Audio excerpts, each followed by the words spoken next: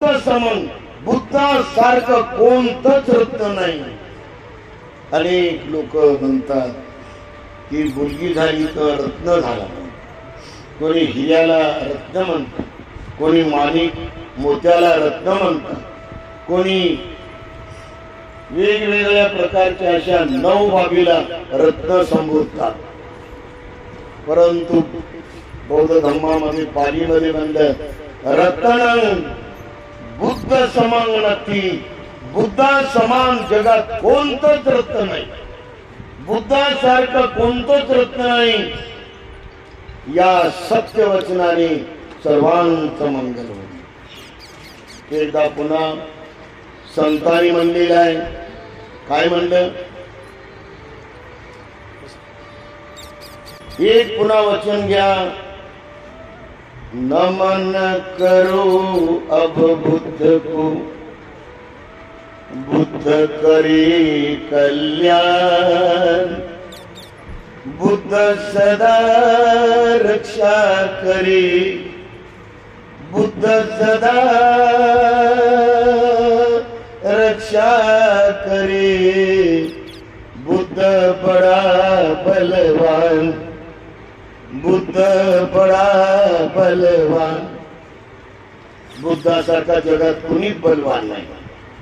म्हणून वाट बुद्धाची पहा, बुद्धाच्या तरंगाची पहा, अनुभूती बुद्धाच्या अनुभूतीमध्ये या. दुसऱ्याला कुणालाच पाहू नका. तुम्हाला सारं जग भुलवणार आहे, मोहात नेणार आहे, लोभात नेणार आहे, अहंकारात नेणार आहे, मानामध्ये नेणार आहे. हे मान, हे अहंकार, हे गर्व, हे लोभ, हे द्वेष तुम्हाला परिपूर्ण उच्च पदाला जाऊ देणार नाही. तुम्हाला चक्कर मध्ये नेईल ते भवचक्कर मध्ये.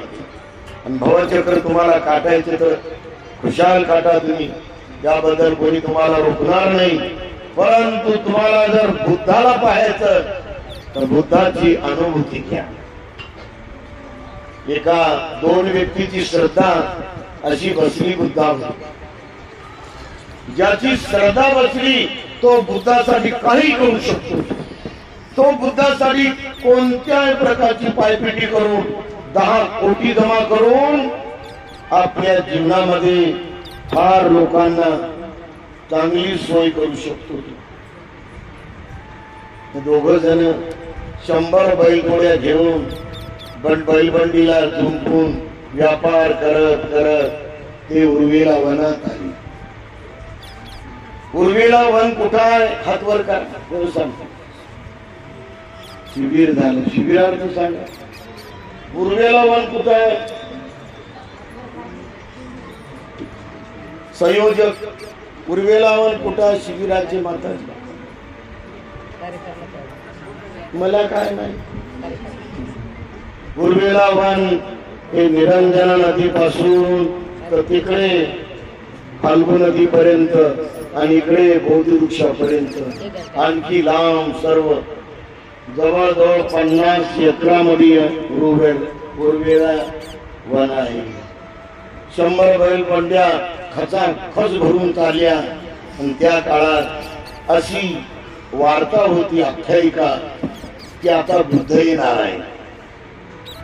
बुद्ध आता येणारच आहे त्या मध्य मंडलामध्ये, म्हणजे उर्वेला प्रदेशात. तर हे 2 व्यापारी ते बुद्धाला पाहू लागले आपल्या पवित्र नजरेनं. यांचं नाव होतं तपस्सू आणि भल्लिक. आणि ते बरोबर भगवान गौतम बुद्ध चित्त ज्ञान प्राप्त करत बसले होते. वैशाख पौर्णिमेला वयाच्या 35 वर्षामध्ये. हे वय त्यांचं फार महत्वाचं आहे. आपलं मन जर आपल्या ताब्यात नाही तर दुसऱ्याचं मन काय जिंकणार आपण. म्हणून मनाला आपल्या वशमध्ये घेण्यासाठी आपण रात्रंदिवस आनापान समाधी केली पाहिजे. हे जर तुम्हाला करता आलं तर तुम्ही दररोज किमान त्याला 2 तास देत राहा. मन भटकते, कारण त्याचा स्वभाव आहे.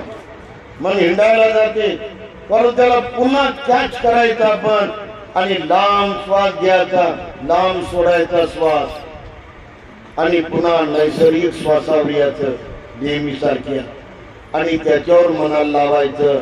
हळू श्वास आला, हळू गेला, जाणायचं. संत आला, संत गेला, जाणायचं. लांब घेतला, लांब सोडला, जाणायचं. खुर्चा घेतला, खुर्चा सोडला, जाणायचं. जाणतच राहायचं आपलं काम आहे. यामुळं तुम्ही एक दिवस मनावर परिपूर्ण नियंत्रण करू शकता. ज्याला बुद्धाचा ध्यास आहे ते हेच करते. आणि बुद्धानं पिंपळा खालं सर्व जिंकलं होते. राग जिंकला होता, द्वेष जिंकला होता, क्रोध जिंकला होता, वासना जिंकली होती, अभिमान जिंकला होता. 120 प्रकारच्या वासना जिंकल्या होत्या. 3 तृष्णा जिंकल्या होत्या, कामतृष्णा, भवतृष्णा, विभव तृष्णा, आणि सर्व प्रकारचे भवबंधन ते पण जिंकले होते. किती भवबंधन आहे अकुशल, ते 10 प्रकारचे भवबंधन ते त्याने जिंकले होते. आणि अनंत मारसेना त्याने जिंकल्या होत्या. भगवंताला सम्यक संबुद्धी मिळाल्या बरोबरच 6 प्रकारचे मार त्यांच्यावर आले. त्याला 6 मुली म्हणतात. एवढ्या सुंदर मुली होत्या त्या, लावण्यवती, तरुण, एकदम त्यांची जवानी अशी रस रस करत होती ती. आणि त्या पळतच आल्या. त्या दोघी जणी ते 2 मांड्यावरच बसले. इकून टाकली, तिकून टाकली, इकून टाकली, तिकून टाकली, आणि म्हणू लागल्या, बरं तुम्हाला बरं वाटू लागले का? आणि दोघी जणी 2 कान धरले असे, आणि अशा गुपचूप गुरढण एवढ्या लागले. कमीत कमी या बुद्धाने आमच्या या जटाला, या केसाला तर धरून असं करकन फेकायला पाहिजे. आणि दोघी जणी एक पुढून बसली, अरे टक लावून असे डोळे वाचून, आणि मागून बसली.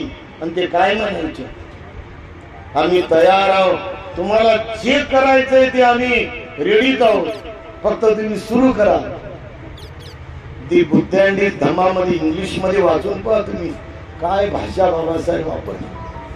हिंदीमध्ये ती त्याची धार हिंदीमध्ये आली, मराठीत नाही उतरली. एवढी धार करणारे मागी चिटणीस, रेंगे आणि ते 2-3 लेखक, तेवढे काय बुद्धिझम ते रखवाले वाटले नाही मला. भगवान बुद्धाजवळ या 6 जणी गुपचूप बोलू लागल्या कानातून. कमीत कमी ढुसणी तरी द्यावी भगवान बुद्धांनी या कोपराणी, किंवा कमीत कमी लोटाव तरी असा हाताने. परंतु बुद्धांनी तर सर्व जग जिंकलं होतं. या 6 नर्तकीला काय महत्व देणार? बुद्ध म्हणाले, तुम्ही मार सेना आणा म्हणून तुम्ही आला, पण मी साऱ्या माराला ओळखलं. लगेच त्या 6 जणी पळून गेल्या. आपण समजून घ्या, आपल्या माग सर्वांच्या माग मार्चना लागलेली आहे. इतकी हात धुवून लागली की तुम्ही जर हे या डोक्यावरले केस कापायला, तुम्ही माताजी म्हणून, तुम्ही आर्यजी म्हणून, तुम्ही उपासिका म्हणून, तुम्ही उपासक म्हणून, तुम्ही उपासिका म्हणून जर त्या ब्युटी पार्लर जाऊन म्हणलं की जरा हे वरचे केस कापा बरं, हे खालचे कापा, असं नुसतं तुम्ही तलवार सारखं ठेवलं. दोन्ही, कोण्या माताजीने म्हणलं, कोण्या भिकुनीनं म्हणलं, कोण्या उपासिकानं म्हणलं, आणि तिनं जर, त्या बाईनं जर तुमचं ब्युटी पार्लर मध्ये ते कापलं तर ती काय म्हणते, काढ म्हणते, 400 रुपये दे म्हणते. झालं ना, अहो तुमचा खिसा खाली केला ना. तुम्ही केस कापता का? अरे केस इथून काढल्यानंतर इथले कशाला पूर्णच काढा ना. मग तुम्ही कापता कशाला, हे धार कशाला घेता? म्हणजे तुम्हाला बुद्ध धम्म काही कळालाच नाही. तुम्ही बुद्ध धम्मापासून खूप लांब आहात. कारण तुम्हाला या शरीराचा स्वभाव कळाला नाही. भगवान बुद्धांनी एक तत्व शिकवलं. 3 तत्व प्रत्येक स्त्रीनं ओळखले पाहिजे. बुद्ध धम्माचे 3 तत्व आहेत. कोणते 3 तत्व? मला संयोजकानं अर्धा तास दिलेला आहे. बोला बोला बोला बोला बोला. हे 3 तत्व कोणते? पहिलं तत्व आहे सभ्य आणि चंग. काय होतं याचा अर्थ? तुम्ही सांगा माताजी. सभ्य आणि चंग म्हणजे काय सांगा तुम्ही. सभ्य आणि चंग म्हणजे काय तुम्ही सांगा. तू सांग, तू सांग. मोबाईल कशी वापरता तुम्ही? तुम्हाला मोबाईल कशी वापरायची इच्छा झाली? काय त्याच्यात ज्ञान मिळते काही? तुम्ही सांगा, तुम्ही सांगा. कोण सांगते? हात वर करा. सभ्य आणि चंग म्हणजे काय? हे अनुभव घेण्यासाठी तुम्हाला एकांतवासामध्ये असं शिबिर भरून मौन पाळावं लागेल. आणि दिवसातले कमीत कमी 16 तास तुम्ही हे ध्यान केलं पाहिजे. 3 दिवस अनापान सती 14 तास केली पाहिजे. इथं 14 तास झाली का अनापान सती? मग शिबिराचा तुम्ही कांगवा का करू लागले? शिबिराला बदनाम का करू लागले? 13 घंटे तुम्ही 14 घंटे अनापान सती केल्याशिवाय शिबिराचा पूर्णपणे विकास होऊ शकत नाही, मळ जाऊ शकत नाही. माझं पहिलं शिबिर मी 71 मध्ये केलं आणि तेव्हा इगतपुरी नव्हती. 70 ला केलं मी. 70-71 ला ग्रीन हॉटेल मध्ये गेलो. गोयंका गुरुजी हे विपස්සना आचार्य होते आणि मला नेणारे डॉक्टर विद्वान पंडित डॉक्टर भदंताचार्य आनंद कौशल्यान होते. त्यांना घेऊन गेलो मी. मतलब अगर आप मुझे ध्यान करने मिलाते तो मैं आपसे कभी जिंदगी में बातें नहीं करूंगा, आपके साथ बैठूंगा नहीं. हे मी आवाहन केलं होतं. आणि तो गुरु किती विद्वान होता. आणि मी जेव्हा तिथे गेलो 13 घंटे मी 13 तास तिथे ध्यान केलं. पहिलं शिबिर होतं माझं. आणि काय मला लाभ मिळाला? अहो काय मला लाभ मिळाला? 13 तास केल्याबरोबर जेवढे मळ आत्म जमा केले होते मी, कित्येक जन्माचे मळ असतील, ते कित्येक वर्षानुवर्षाचे असतील, ते सारे मळ असे उतरून गेले. बड़े भंती जी बोल रहे तेरे चेहरे के ऊपर बोले क्या तीर जा रहा है? बोले तू क्या कर रहा है? मैं कुछ नहीं, मैं तो ध्यान कर रहा हूँ. तुम मुझे परेशान कर रहे, यूं करो यूं करो, ये दबाओ वो दबाओ. तुम सेवा करने के लिए बुलाते, मेरा कितना समय बर्बाद हो रहा है. मी त्यांना सुद्धा कधी कधी सेवा करत नव्हतो. जर मला ध्यान करायचं असेल तर ध्यानाच्या आचरणानं बुद्धाची खरी पूजा होते. शिलाच्या परिपक्वतेमुळे खरी बुद्धाची पूजा होते. त्यागाच्या अमर्याद आचरणामुळे, त्यागाच्या अमर्याद पालनामुळे बुद्धाची खरी पूजा होते.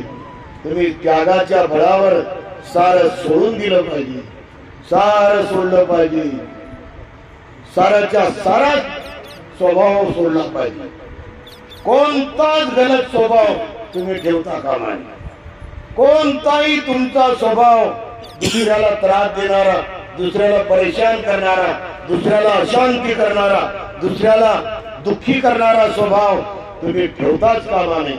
सभ्य आणि चंग हे तुम्ही 5व्या दिवशी जाणता. 4थ्या दिवशी टाळू पासून तर पायाच्या अंगठ्यापर्यंत जेव्हा डोळे बंद करून बसता तेव्हा एक ना एक तुम्ही अनुभूती घेता. टाळूवरून तिथे माईनं आईनं असं ते लावलाव रगडले असते, ते लावलाव आपली मालिश केली असते, आपली टाळू मजबूत केलेली असते.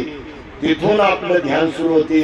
तर तिथे लफलफ लफलफ होते, सुरसुर सुरसुर होते, सरसर सरसर होते.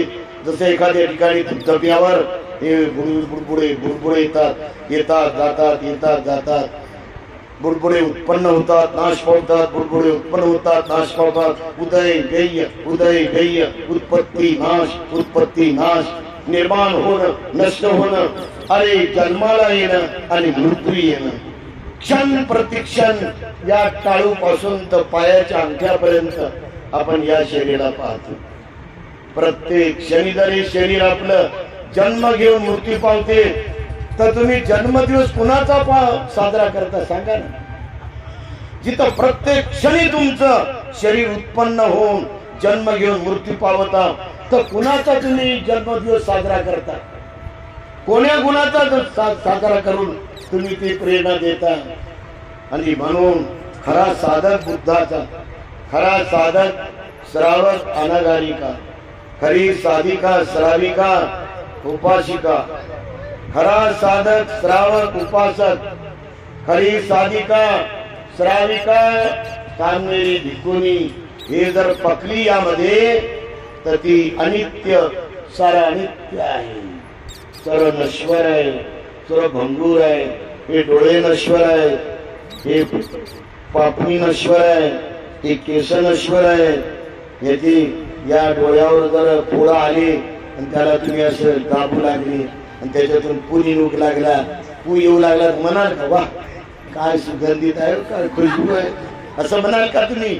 इकडे गालावर आपल्या फोडं येऊ लागले कोणत्या बिमारीनं आणि असे तुम्ही दाबू लागले आणि त्याच्यातून पू येऊ लागला, मग म्हणाल का तुम्ही वा क्या खुशबू आ रहा है, क्या खुशबू यार.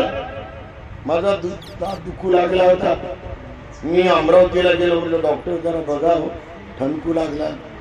डॉक्टर बराबर सांगा, म्हटलं काय होऊ लागलं. ते ठणकते कशाने? त्या डॉक्टरने मला असं झोपवलं, म्हणे म्हणते तुमच्या दाताच्या खाली म्हणे सारा पूस झाला. म्हटले हो. भगवान बुद्धानं म्हणलं हे शरीर पूर्णच्या पूर्ण फोडाचं घर आहे, जिथे जखम झाली तिथे पूस होतं की नाही, होतो की नाही सांगा. म्हणून या शरीराला पाहण्याची नजर आहे, दृष्टी आहे, आणि ती दृष्टी प्रज्ञाचक्षु आहे. तुम्हाला जर प्रज्ञाचक्षु जागवायचा तर शिलाची पायरी तुमची परिपक्व पाहिजे. हे हिरो गार दिसणार उन्हाळ्यात पाना तुम्ही हिरो दिसते का? सारे पानं पडून जातात, सारे रान हिरो दिसलं सारा सुकून जाते, आणि एक दिवस आपले शरीर सुकून सुकून सुकून कोमेजलेल्या वाळलेल्या एखाद्या कैरीसारखं होते. हे सर्व शरीर हे जेव्हा तुम्ही सत्यबोध परिपूर्ण जाणता, हे जेव्हा बोधी तुमच्यामध्ये जागी होते की माझं सारं शरीर आज जरी जवान मी आहे, 40 वर्षाची, 50 वर्षाची, 60 वर्षाची, 30 वर्षाची, 25 वर्षाचा मी जवान आहे, परंतु माझ्या शरीरात वार्धक्य आहे, माझ्या आतमध्ये वार्धक्य आहे, मी म्हातारा होणार आहे, म्हातारी होणार आहे, माझे सारे केस पांढरे होणार आहे. मग तुमचे ते केस पांढरे झाल्यावर तुम्ही काय करणार आहे? त्याला पालीस लावणार का?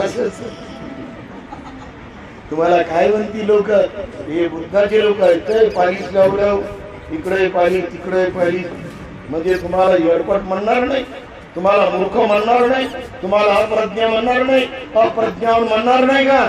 म्हणून प्रज्ञा जागवा, प्रज्ञावंत व्हा. तुम्ही प्रज्ञावंत झाल्याशिवाय धम्माची कोणतीच सेवा होणार नाही. त्यासाठी प्रत्येकानं शीलवान झालं पाहिजे. शीलवान हे शब्द करणं, बोलणं, सांगणं बरोबर आहे, परंतु शील कसं तुटते या बाबतीत मी तुम्हाला सांगतो. मी आता सर्व ठिकाणी गेलो आणि एक बाई अशी लग्नात आली बघा, इकडे इतके सुंदर तिने अलंकार घातले आणि इकडे घातली, इकडं तर अशी घातली तिने ती एवढी मोठी, इकडंही अशी वाकली ती अशी नथ, आणि इकड्या 7 दाण्या होते तिच्या, बोरमाळ 7, आणि गळ्याला भलं मोठं मंगळसूत्र, आणि 1 पीस 2 पीस 3 पीस कितीकच, आणि या याच्यामध्ये सोन्याचे कडे होते 1 2 3 सोन्याचे कडे दोन्ही याच्यामध्ये, आणि इकडनं इकडं आणि इकडनं इकडं असं लावलं.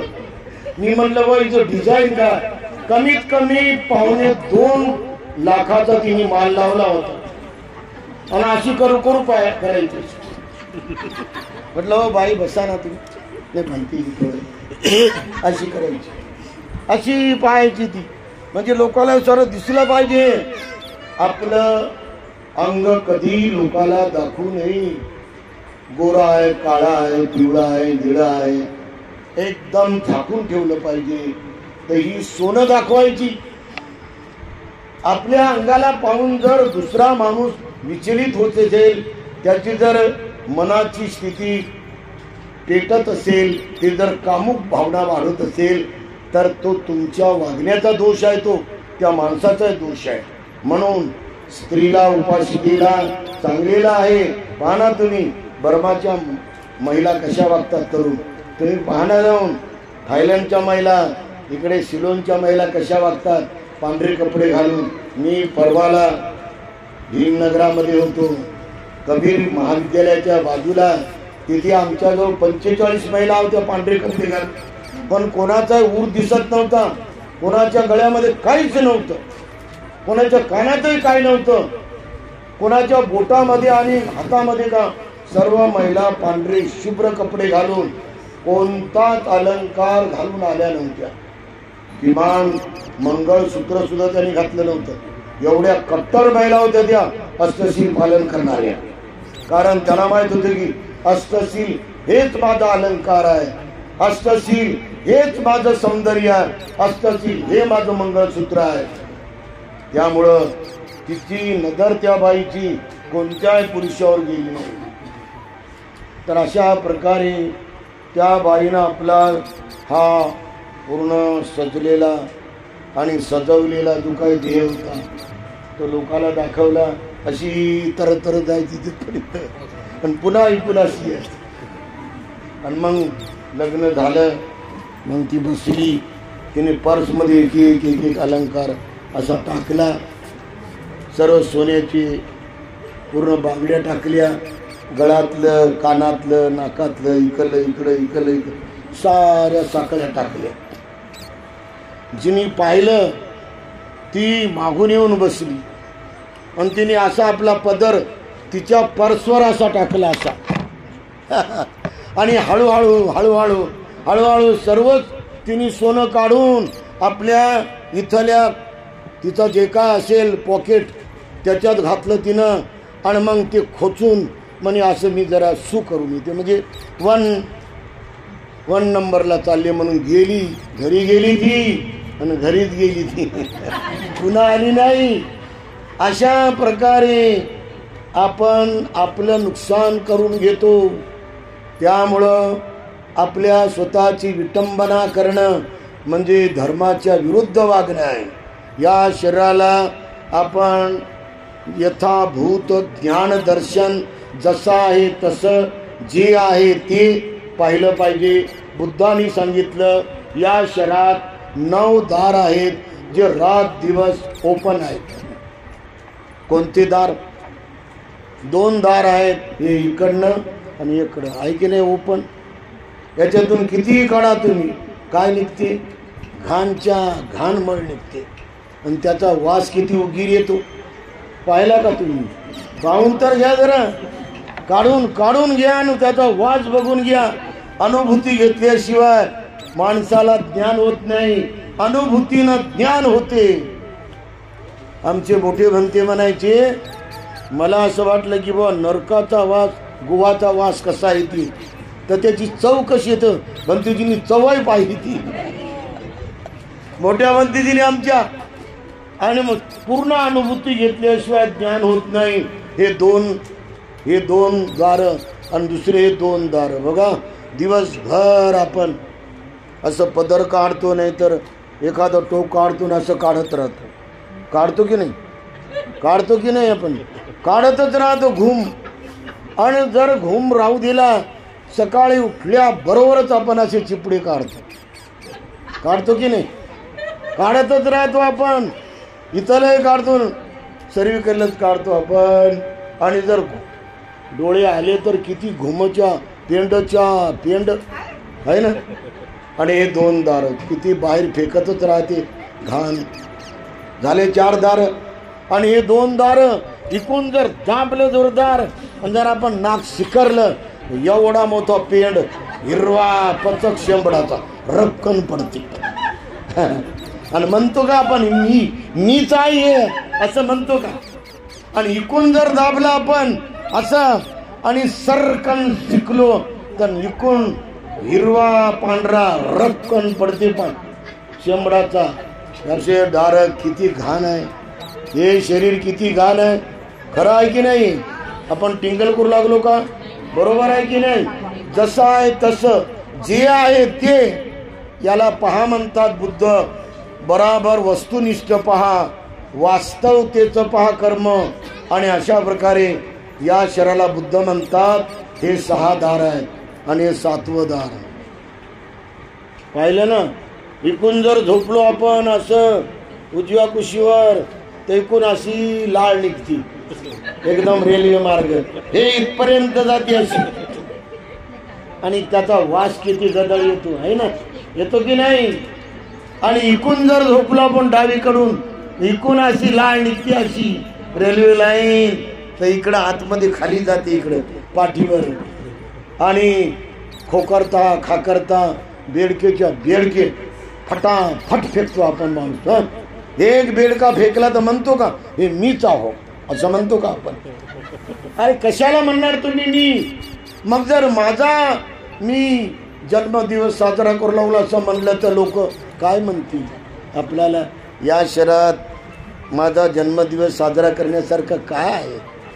हा या शहरामध्ये कोणता तरी पदार्थ आहे का की ज्याचा जन्मदिवस मी साजरा केला पाहिजे. एक भदंत खेमधोमो म्हणून 53 वर्षाचा मी वर्षावास करू लागलो. आत्तापर्यंत कुणालाही जन्मदिवसाचं हार आण गुच्छ आण फलान कर बिस्तान कर माझा बोर्ड लावणार आहे हे कांबळ्या अबे माझा बोर्ड लावला तिकडं. अजिबात कशावरच खर्च केला नाही. पुस्तकावर खर्च केली पैसे मी. अशा प्रकारे काही लोक रात्री बेरात्री खातात राहतात.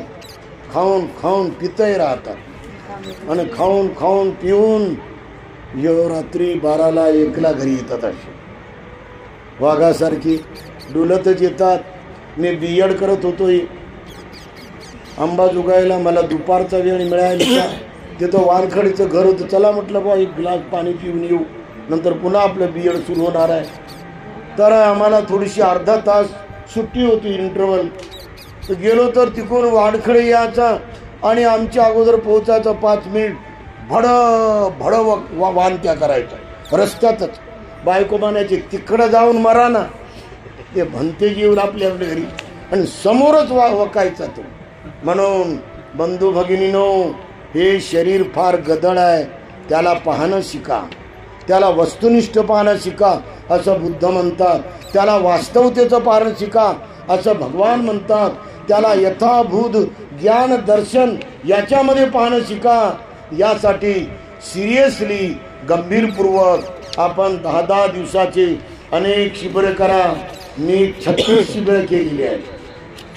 महासती पठाण मी 6 केले आणि स्वतःचे सेफ शिबिर मी 3 लावले होते स्वतः. कुणाला दात घासताना दिसलो नाही, कुणाला जेवताना दिसलो नाही, कुणाला आंघोळ करताना दिसत नाही. 4च्या अगोदरच मी करत होतो भीमनगरामध्ये. आणि 20 दिवसाचे 2 केले, 30 दिवसाचे 2 केले, 45 दिवसाचे 2 केले. आता मला 3 महिने एकांतवासामध्ये जायचंय. आणि गंभीर शिबिर केल्याशिवाय बौद्ध धम्माचं महत्त्व येणार नाही माहीत. तुम्हाला सभ्य अनिच्चंग कळणार तर काय कळते काय तुम्हाला. सभ्य अनिच्चंग म्हणजे हे 3.5 हाताचं शरीर नश्वर आहे, भंगूर आहे, ते नाशिवंत आहे, ते परिपूर्ण मातीत जाणार आहे. जेव्हा शरीरच मातीत जाणार आहे तर कोणासोबत अबोला करायचा, कोणासोबत भांडण करायचं, कोणासोबत आपण अबोला भांडण करून कट्टी करायची, छत्तीचा आकडा करायचा. हे शरीर या मातीच्या कणाकणात जाणार आहे. तर आपण कोणासोबत वैरत्व करायचं, कोणतंही वैरत्व करत नाही. कारण लवकरच आपण मृत्यूकडे चाललो. आज मी 68 वयाचा एवढा लवकर मृत्यूजवळ आलो मी. किती दिवस राहिले मला काय माहीत आहे, पण मरण्याच्या अगोदर मी सांगणार आहे या दिवशी मरणार आहे म्हणून. आपण सर्वजण अंतर्मनाला जागवा. अंतर्मन ज्याचं जागलं त्याचं अंतर्ज्ञान जागते, ज्याचं अंतर्ज्ञान जागलं त्याला अंतर्दृष्टी प्राप्त होते. हे आपण सर्वजण खूप मायन्यूटली ओळखा. सूक्ष्म अति सूक्ष्म जाना सभ्ये अनंतात. कशाला म्हणतात? शिबिर झालं 10 दिवसाचं. सभ्ये अनंता म्हणजे काय? चष्मेवाले तुम्ही सांगता का? सभ्ये अनंता म्हणजे काय? तुम्ही सांगता का? मायावती. अरे तुम्ही किती विद्वान. स्तूप बांधू लागले 1 कोटीचा. 1 कोटीचा स्तूप बांधू लागले. ते शून्यागार, त्या शून्यागारात मिळते सारं. सभ्ये अनित्ता म्हणजे मी आणि माझ्या पलीकडे जाऊन जगण्याची धम्मकला शिकणं. माणूस मी हे माझं चेवर, हे माझं डोकं, हे माझा चेहरा, हे माझे दात, असा माणूस म्हणतो की नाही. मी माझं असं म्हणतच राहतो माणूस. कॉमनतः किंवा सामान्य लेवलवरती आपण असं बोलणं चांगलं आहे की मी औरंगाबादून आलो, मी चिवर दान दिलं, मी भंतेजीला दान दिलं, यश प्रज्ञाबोधीला मी 40,000 रुपये दिलं, 50,000 रुपये दिलं, 2,000 दिलं, असं म्हणणं चांगलं आहे. एक व्यवहार म्हणून. मला 3 भाऊ आहेत, मला 5 बहिणी आहेत. विशाखा यांना 10 मुली होत्या आणि 10 मुलं होती. हे सारं म्हणणं चांगलं आहे, परंतु मी मध्ये फसणं, माझ्यामध्ये फसणं, उठता बसता त्याच्या आहारी जाणं, मीच्या आहारी जाणं. मी म्हणजे अति अहंकारानं भरलेली मनप्रवृत्ती आणि माझ्यामध्ये अति लोभानं भरलेली मनप्रवृत्ती. हे दोन्ही विकार आहेत. हे माणसाला अशांत करतात. थोडा जरी अहंकार वाढला, थोडा जरी मान वाढला माझ्या, तर मी भगवान बुद्धाच्या धम्माप्रमाणे हे अरहंत पदाच्या धारेतही जाऊ शकत नाही. इतका मान खराब आहे. काय राजो, तुम्ही एवढ्या मोठ्या उपासिका आल्या, मला 1 तर गुच्छ द्यायचं असता, कमीत कमी 1 फुल तर द्यायचं असतं, असा मान करणं. आणि राजेव काय 101 रुपया नाही दिला तुम्ही मला, 100 रुपयाचं नाही दिलं, दान दिलं नाही, असं मनामध्ये लालचीपणा करणं, असा स्वार्थ करणं, अशी हपापलेली तृष्णा करणं पैशाची, या चिवरामध्ये आपण आसक्त होणं, या चिवरावर मोह करणं, या सर्व विकाराला मी आणि माझं म्हणतात. याच्यातून परिपूर्ण मुक्त होऊन अनात्म जीवन जगण्याची धम्मकला आपण प्राप्त करणं म्हणजे बुद्धाचा धम्म आहे. आपण सर्वजण ही बाब लक्षात घेऊन प्रत्येक स्त्रीला, प्रत्येक पुरुषाला दुःख आहे. हातवर करा. कोणाकोणाला दुःख आहे बरं? कोणाकोणाला दुःख? हातवर करा. शबर बरोबर आहे. सर्वाला दुःख आहे. भंतेजीला, माताजीला हातवर करा. कोण म्हणते पण दुःख नाही? मी दाखवतो तुम्हाला संध्याकाळी. सर्वाला दुःख आहे. ते मंत्री महोदय पण म्हणायचे सारे लोक दुःखी आहेत. कोणतं ना कोणतं दुःख आहे. आमचे भदंत, यश, प्रज्ञाबोधी यांनाही दुःख आहे. कारण इथं ट्रेनिंग सेंटर झालं नाही ना. 5-5 मजली ट्रेनिंग सेंटर पाहिजे. इथं 1 खोली, एका भिकूला 20 खोल्या, अशा 5 मजली पाहिजे. एक भव्य असा विहार पाहिजे. याचं त्यांनाही बी दुःख आहे की नाही? हे असं व्हायला पाहिजे, असं व्हायला पाहिजे. प्रत्येकाला आपली महत्वाकांक्षा पूर्ण करायची आहे. मला वाटते 25 कोटीचं एक भव्य महाविहार व्हावं. आणि म्हणून प्रत्येकाला दुःखाची जाणीव आहे. या दुःखातून मुक्तीचा मार्ग बुद्धांनी सांगितला. दुःखाचं कारण सांगितलं. दुःखाचं कारण तृष्णा आहे. कामतृष्णा, भवतृष्णा, विभवतृष्णा. आणि या तृष्णेनं सारे लोक दुःखी आहेत. आपण सर्वजण तृष्णेचा निरोध करा. सृष्टीला खतम करायचं काम करा, सारं दुःख बंद होईल. असा संदेश भगवान बुद्धाने देऊन मानवाला शीलवान बनायचं, मानवाला समाधिवान बनायचं, मानवाला प्रज्ञावान बनायचं, अमर्याद करुणावान बनायचं, अमर्याद मैत्रीवान बनायचं, अमर्याद संयमी बनायचं, अमर्याद सहनशील बनायचं, अमर्याद अनुकंपावान बनायचं, अमर्याद त्यागी बनायचं, अमर्याद दानशूर बनायचं, अमर्याद दीर्घ उद्योगी बनायचं, 200 पटीनं, 400 पटीनं, 600 पटीनं, अमर्याद उद्योगशील बनायचं, कुशल कर्म करणार 600 पटीनं, 1200 पटीनं, 1500 पटीनं, अशा प्रकारे अमर्याद नम्रवान बनायचं, गुणवान बनायचं, झिजून झिजून झिजून अमर्याद राबायचं. हा बुद्ध धर्म आहे. सर्वांनी असं लक्षात घेऊन जीवनाला बुद्धाचं अनुसरण करावं. बुद्ध अमर्याद सर्व ज्ञानात आहे. सर्वांचं मंगल हो, सर्वांचं मंगल हो, सर्वांचं मंगल हो. साधु साधु मोठाने म्हणा, साधु साधु साधु. बुद्धं नमामि, धम्मं नमामि, संघं नमामि.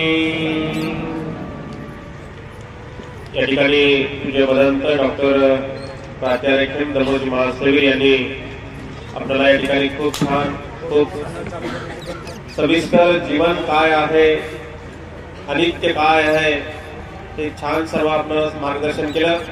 यानंतर भिक्खू संघ तुम्हा सर्वांना आशीर्वाद देतील. सर्वांनी हात जोडावं. त्यानंतर मला सर्वांनी हात जोडून डोळे बंद करावे. डोळे उघडे ठेवल्यामुळं आपलं मन एकाग्र होत नाही आणि आशीर्वादात तरंग आपल्याला मिळत नाही. नमो तस्स भगवतो अरहतो सम्मा संबुद्धस्स. नमो तस्स भगवतो अरहतो सम्मा संबुद्धस्स. नमो तस्स भगवतो अरहतो सम्मा संबुद्धस्स. वनवड्डको बलवड्डको सुखवड्डको ज्ञानवड्डको पय्यावड्डको तेषां सत्येन शीलेन कन्तिरेत बलेन च हे त्वं अनुरक्षन्तु आरोग्येन सुखेन च. आयु आरोग्य संपत्ति सद संपत्तिरेवं च ततो निर्वाण संपत्ति हिमिनाते समिज्जतु. सबीतियो विभजन्तु सब्बरोगो विनश्यतु. माते भवतन्तरायु सुखी दीर्घायुको भव.